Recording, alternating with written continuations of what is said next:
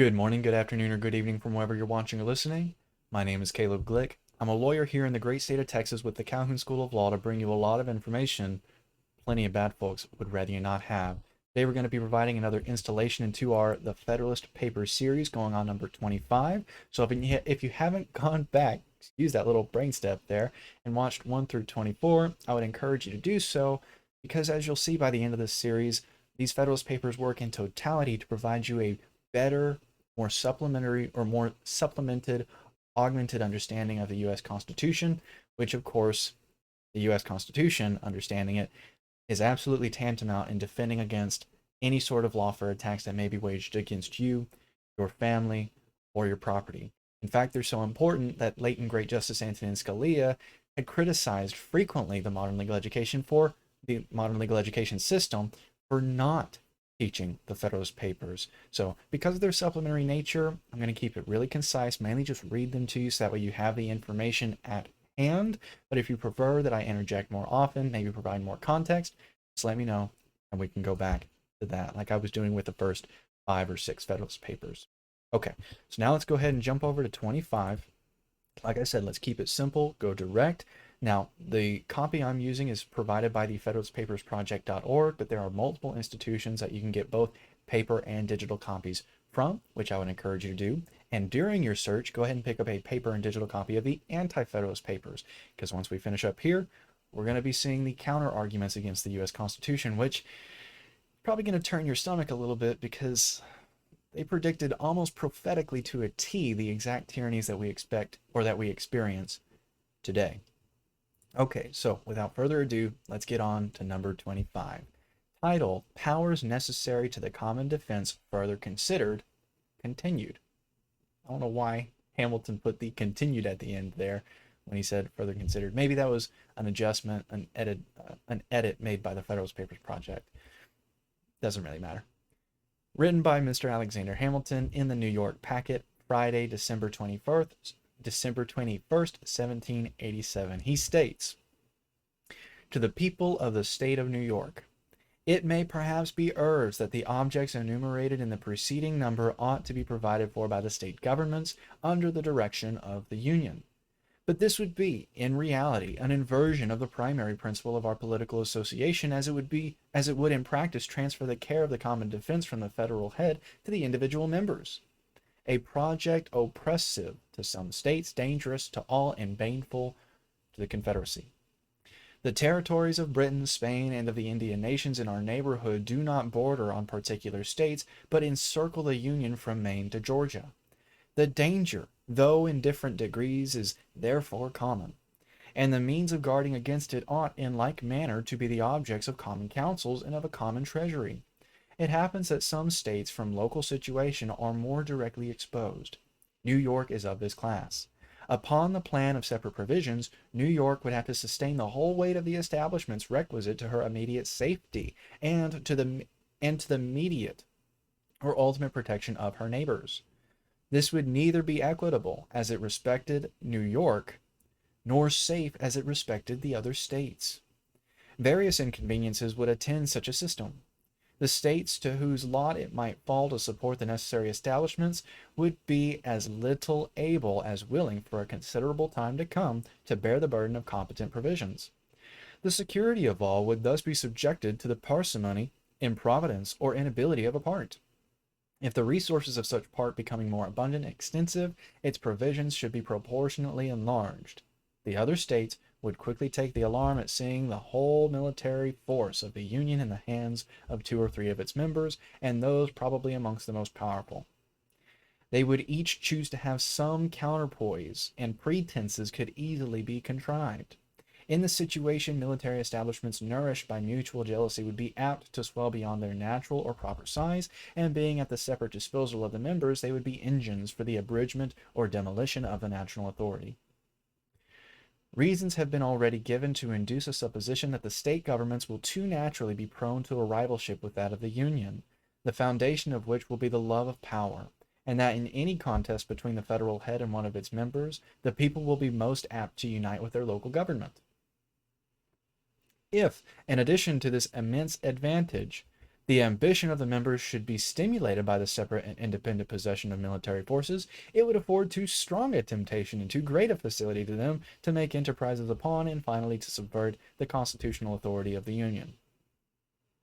On the other hand, the liberty of the people would be less safe in this state of things than in that which left the national forces in the hands of the national government.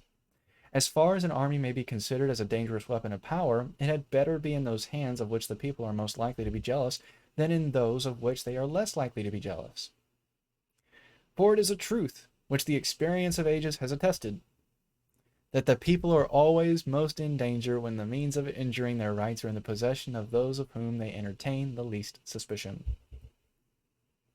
The framers of the existing Confederation, fully aware of the danger to the Union from the separate possession of military forces by the states, have, in express terms, prohibited them from having either ships or troops, unless with the consent of Congress.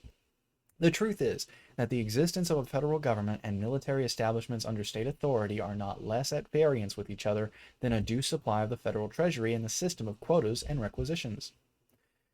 There are other lights besides those already taken notice of, in which the impropriety of restraints on the discretion of the national legislature will be equally manifest.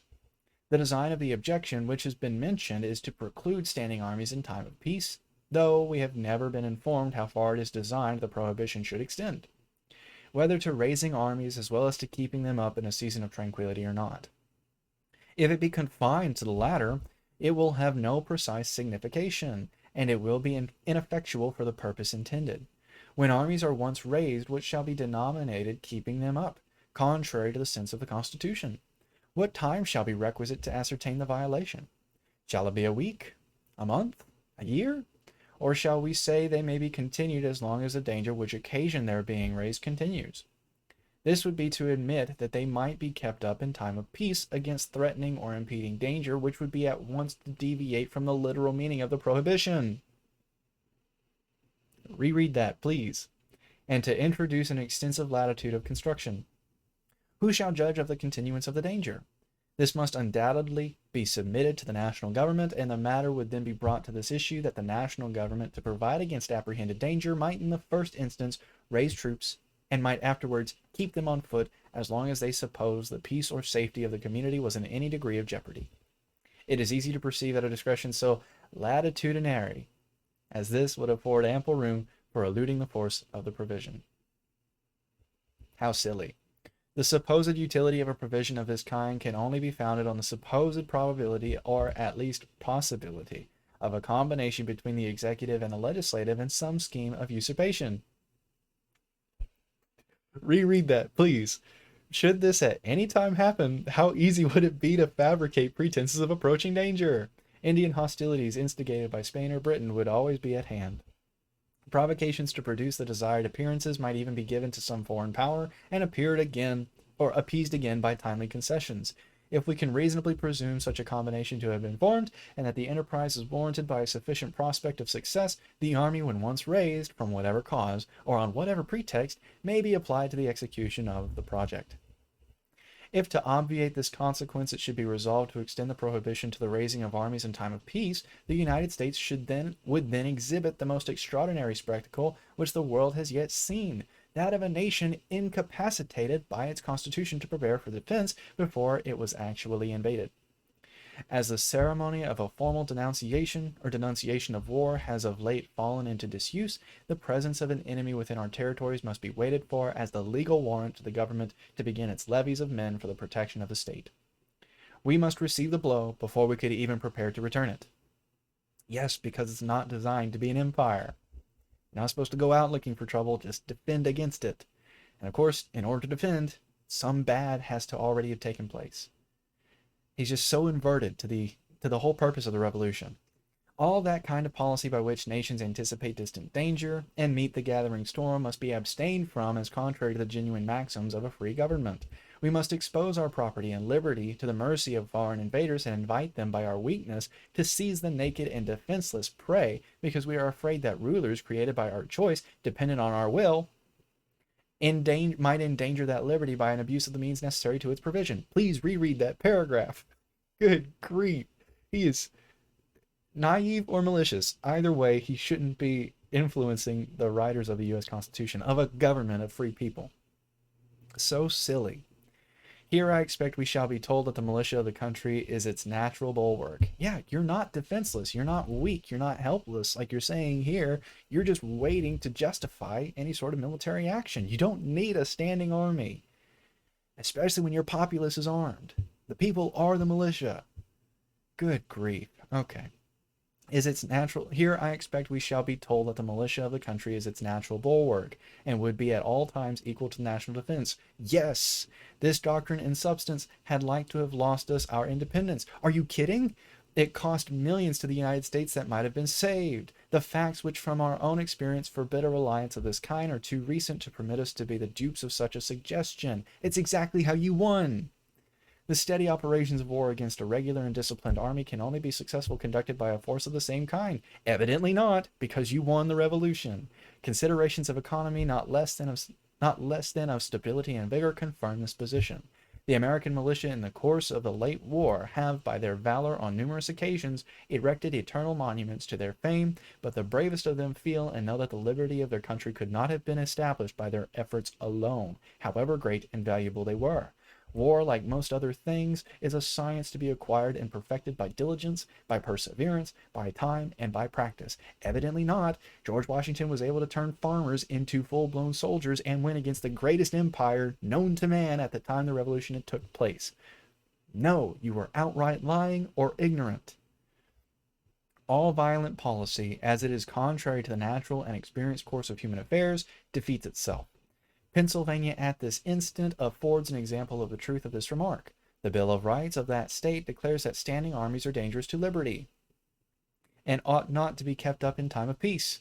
Pennsylvania, nevertheless, in a time of profound peace from the existence of partial disorders in one or two of her counties, has resolved to raise a body of troops, and in all probability will keep them up as long as there is any appearance of danger to the public peace. Speculation, in all probability, is going to keep them up. Well, did they? Have they? Are they still eternally present? The conduct of Massachusetts affords a lesson on the same subject, though on different ground. That state, without waiting for the sanction of Congress as the Articles of the Confederation required, was compelled to raise troops to quell a domestic insurrection and still keeps a